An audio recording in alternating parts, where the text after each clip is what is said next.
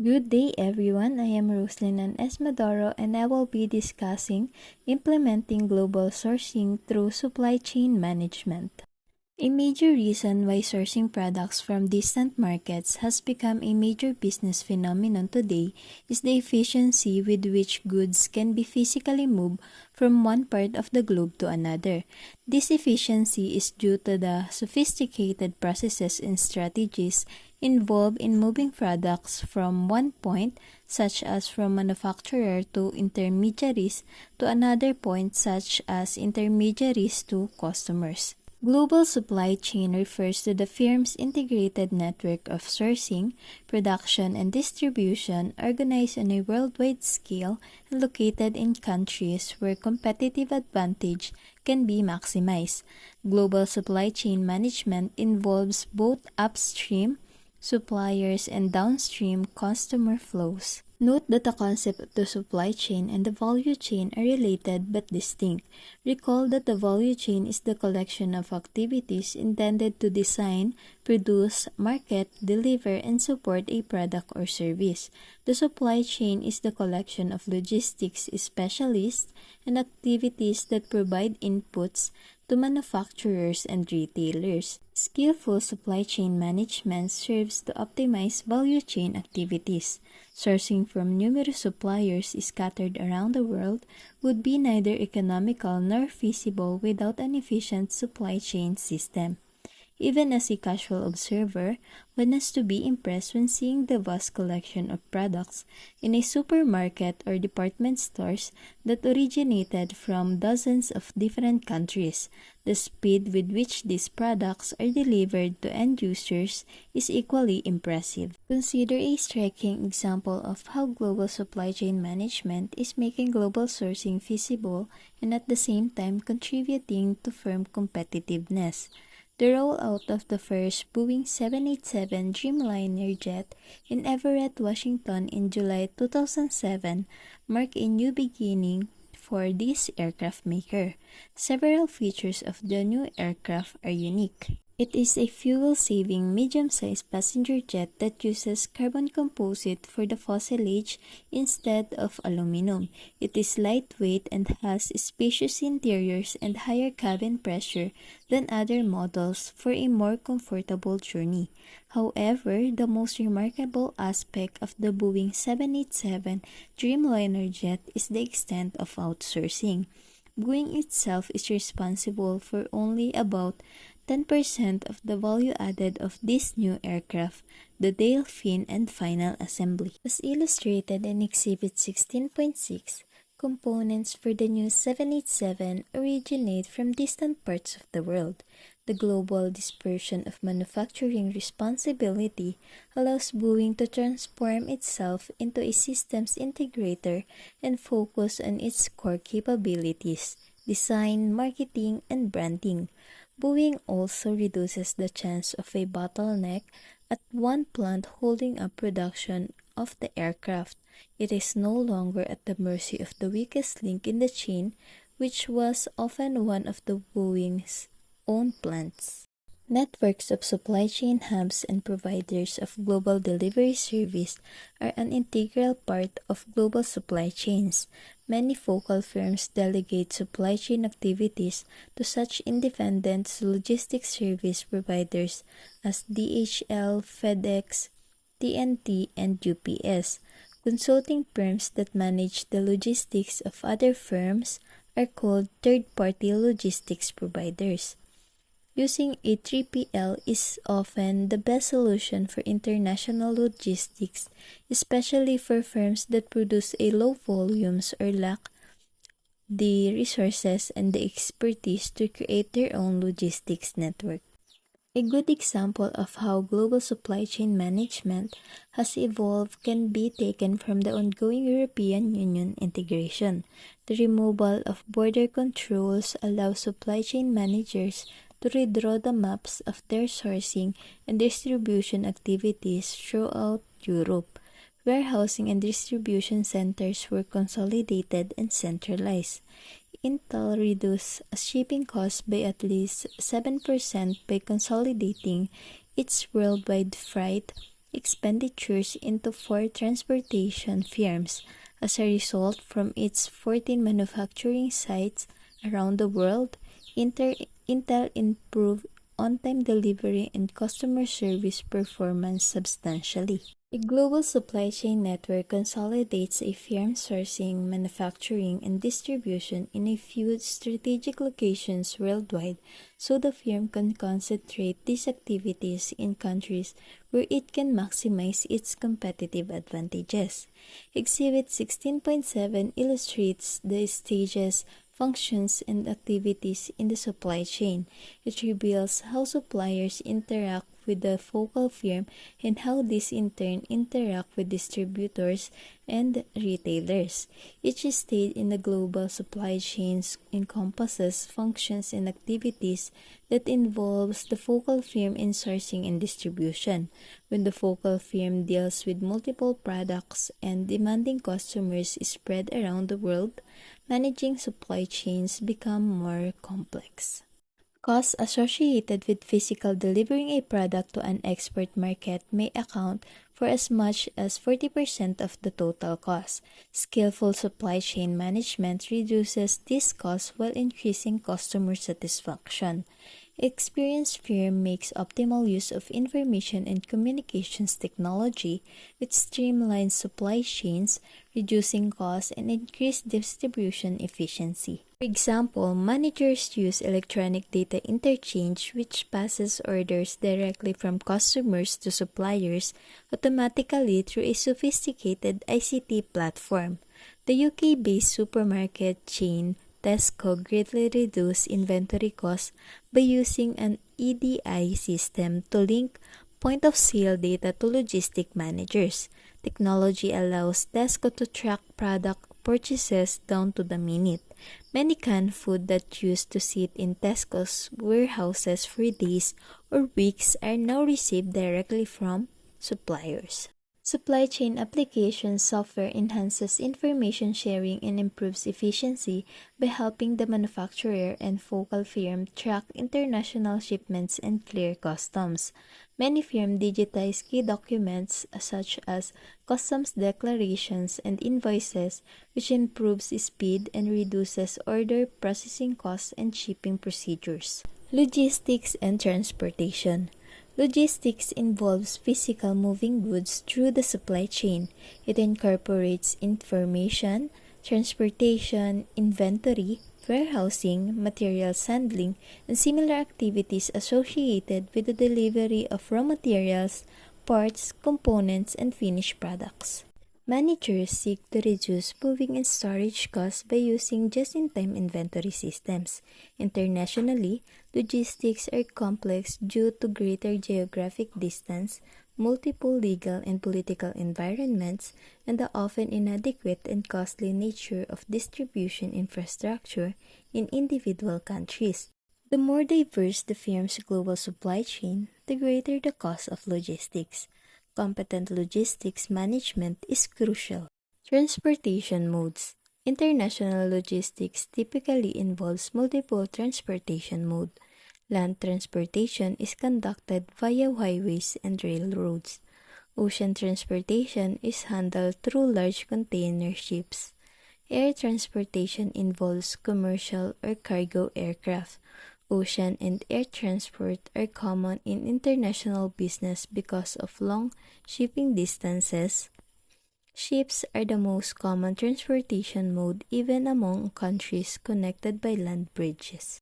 Sea transport was revolutionized by the development of 20 and 40-foot shipping containers, the big boxes that sit atop ocean-going vessels. Sea transportation is very cost-effective because one ship can carry thousands of these containers at a time. Sea transport was revolutionized by the development of 20 and 40-foot shipping containers, the big boxes that sit atop ocean-going vessels. Sea transportation is very cost-effective because one ship can carry thousands of these containers at a time. The transportation modes involve several trade-offs. There are 3 considerations in choosing a particular mode: Transit time is the amount of time it takes for the goods to be delivered.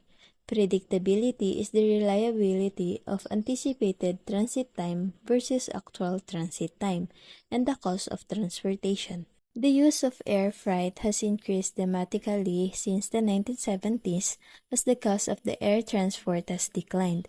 Air freight accounts for only about 1% of the total volume, but more than a third of the total value of international shipments. Land transport is usually more expensive than ocean transport, but cheaper than air freight.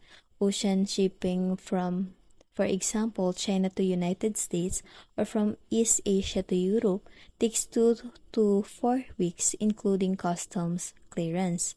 While time-consuming, the cost of ocean freight is quite low, often accounting for less than 1% of the product's final price. Risk in global sourcing. Global sourcing is carried out by small and large firms alike. In many firms, initial involvement in international business takes the form of global sourcing, which for such firms can be viewed as inward internalization. Based on the experience gained through global sourcing, a firm may then progress to exporting, direct investment, or collaborative venture. Global sourcing often leads to increase company awareness of international opportunities. In this way, global sourcing expands managers' horizons by showing the way to expand sales and other activities. However, as with other business activities, global sourcing also involves unexpected complications. In fact, studies reveal that as many as half of all outsourcing arrangements are terminated earlier than planned. Specifically, global sourcing involves 7 major risks. First, less than expected cost savings. International transactions are often more complex and costly than expected. Second, environmental factors. Numerous environmental challenges confront focal firms, including exchange rate fluctuations, labor strikes, adverse macroeconomic events, high tariffs, and other trade barriers, as well as high energy and transportation costs. Third, weak legal environment. Many of the popular locations for global sourcing, for example, China, India, and Russia, have weak laws and enforcement regarding intellectual property, which can lead to the erosion of key strategic assets. The fourth one is the risk of creating competitors. As the focal firms shares its intellectual property and business process knowledge with foreign suppliers, it also runs the risk of creating future rivals. Inadequate or low-skilled workers. Some foreign suppliers may be staffed by employees who lack appropriate knowledge about the task with which they are charged. Over-reliance on suppliers. Unreliable suppliers may put earlier work aside when they gain a more important client. And lastly, erosion of morale and commitment among home country employees. Global sourcing can create a situation in which employees are caught in the middle between their employer and their employer's clients. Strategies for minimizing risk in global sourcing. The experience of firms with global sourcing so far reveals 6 managerial guidelines for strategic global sourcing. The first one is go offshore for the right reason. Second, get employees on board. Third, choose carefully between a captive operation and contracting with outside suppliers. Fourth, emphasize effective communications with suppliers. Fifth, invest in supplier development and collaboration. And lastly, safeguard interests. Implications of global sourcing for public policy and corporate citizenship. Global sourcing is controversial.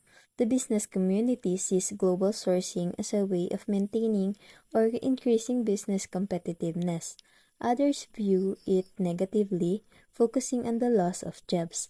After IBM workers in Europe went on strike against offshoring, shareholders at IBM's annual meeting argued for an anti-offshoring resolution. If the resolution had passed, it would have limited IBM's options to manage the firm, threatening company performance. The general public is equally likely to be critical of offshoring when the state of Indiana awarded a $15 million IT services contract to a supplier that planned to use technicians from India to do some of the work. The Indiana Senate intervened and canceled the deal. Concerns about outsourcing and offshoring are not new. In the 1970s and 1980s, when the manufacturing jobs were outsourcing, labor unions protested about runaway corporations. Potential harm to economies from global sourcing. Concerns about consequences of global sourcing deserve serious attention. Critics of global sourcing point to three major problems. Global sourcing can result in job losses in the home country, reduced national competitiveness, and declining standards of living. Regarding the last two concerns, critics worry that as more tests are performed at low cost with comparable quality in other countries, high-wage countries will eventually lose their national competitiveness. Critics fear that long-held knowledge and skills will eventually drain away to other countries, and low wages paid abroad to perform jobs that were previously done in high-wage countries will eventually pull down wages in the latter countries, leading to low living standards. The biggest worry is job losses. For example, the number of U.S. jobs in the legal industry outsourced for foreign contractors now exceed 25,000 jobs per year. Some estimates that more than 400,000 jobs in the IT industry that were previously performed in the United States have moved offshore. One study predicts that by the year 2017, 3.3 million U.S.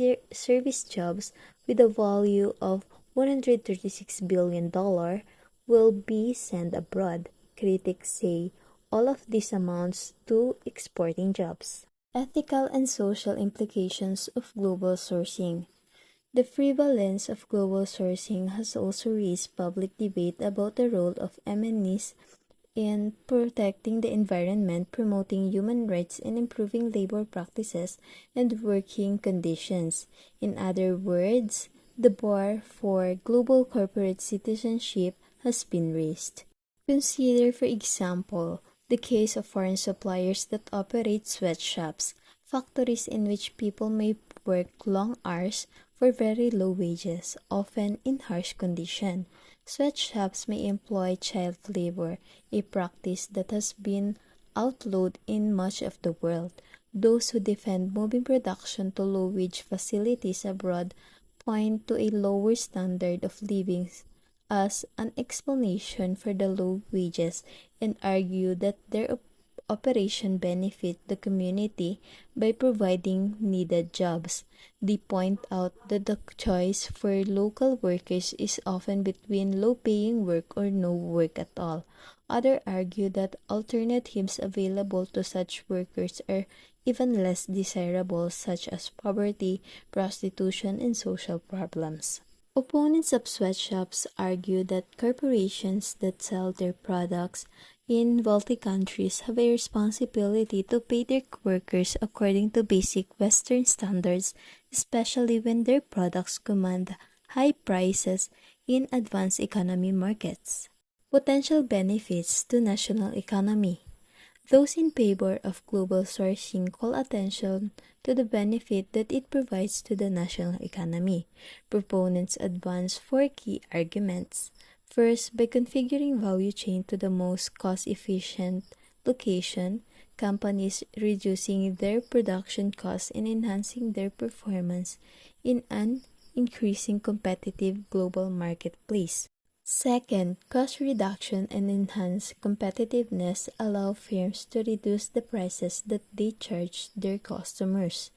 This benefits not only buyers but also the firm themselves, which become more price competitive and enjoy greater market demand, which in turn stimulates job creation, offsetting much of the employment loss to outsourcing. Third, by leveraging a flexible labor market and strong economic growth, countries that outsource may be able to shift their labor force to higher value activities.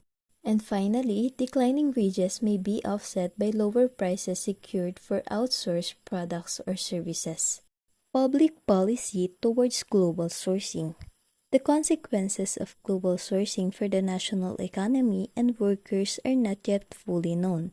A recent comprehensive study carried out for the United States argues that the official statistics understate the impact of offshoring on the national economy. The findings suggest that U.S. consumers may enjoy an even better deal from imports than previously thought. From a public policy standpoint, it is simply impractical for a national to prohibit global sourcing. If the loss of certain jobs is inevitable as a result of offshoring, public policy makers are better off guiding employment toward higher value-added jobs by stimulating innovation. Admittedly, this implies greater government intervention and is likely to produce positive outcomes only in the long run. That's all with our report, and thank you for listening.